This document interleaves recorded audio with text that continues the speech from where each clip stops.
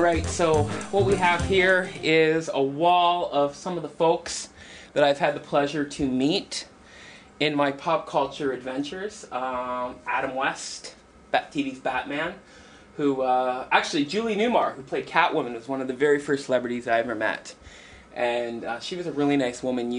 She walks into the room and everybody looks up because the woman is like this tall.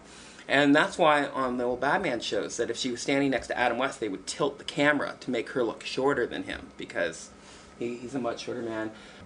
Oh yeah, Davy Jones from the Monkees. I had breakfast with him a couple years ago. The wonderful thing about Davy Jones is when I first met Davy Jones, the man was wearing no pants. And we walked into his trailer and his manager says, "Oi, Davy, don't you think you should put on any pants?" And he says, "No, man, these guys want to see the real Davy Jones, don't you?" And I'm like, "Whatever you say, Mr. Jones." And I was like, "Come sit down with me and we'll talk about soccer." So that's what we did. And you know what, the day before I had just watched my first soccer game ever and had it explained to me, which was great because I had something to talk about. Not that I'm advocating drugs. Hey kids, don't do drugs. But sometimes it just pays off.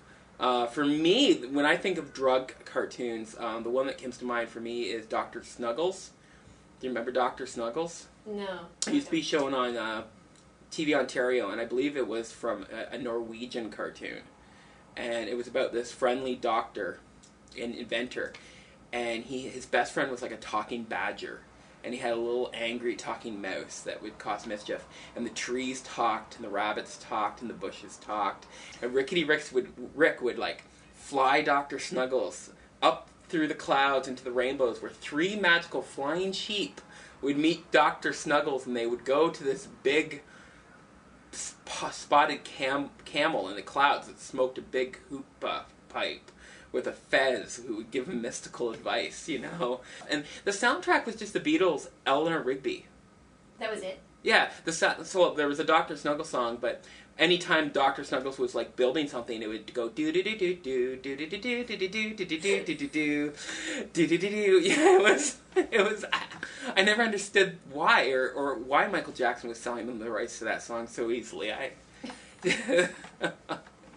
You know, he likes someone in Norway. I think HBO and Showtime, channels like that are putting out some of the best television in decades. You know, stuff like 6 Feet Under, Dead Like Me, Flight of the Conchords, The Sopranos,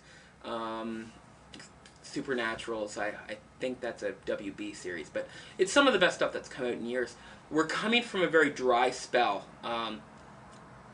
Say about 2-3 years ago, there was way too much reality television, but we're coming out of a period now where it seems that shows are less concerned about being politically correct, less concerned about being popular, and more concerned about being artistic and smart.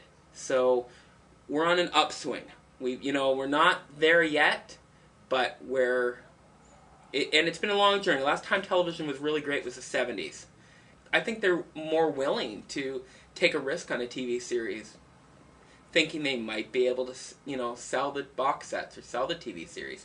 I think a show like Firefly was a real rude awakening to television executives.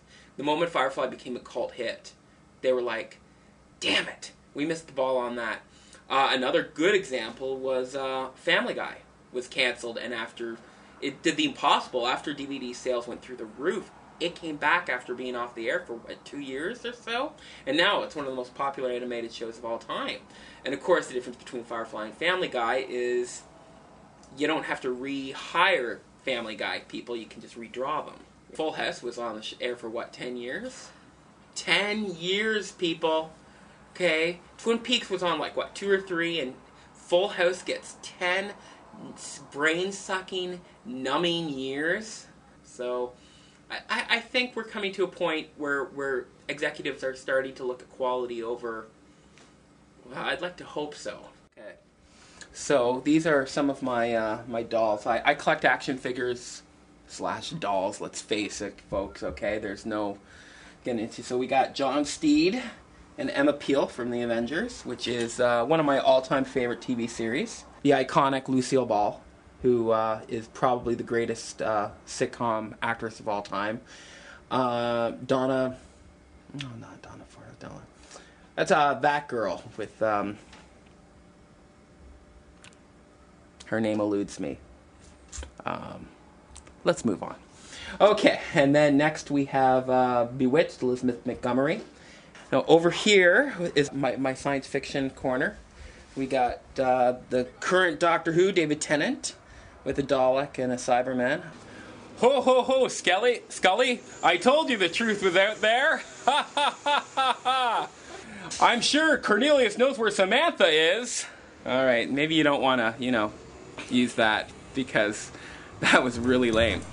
So, anyway.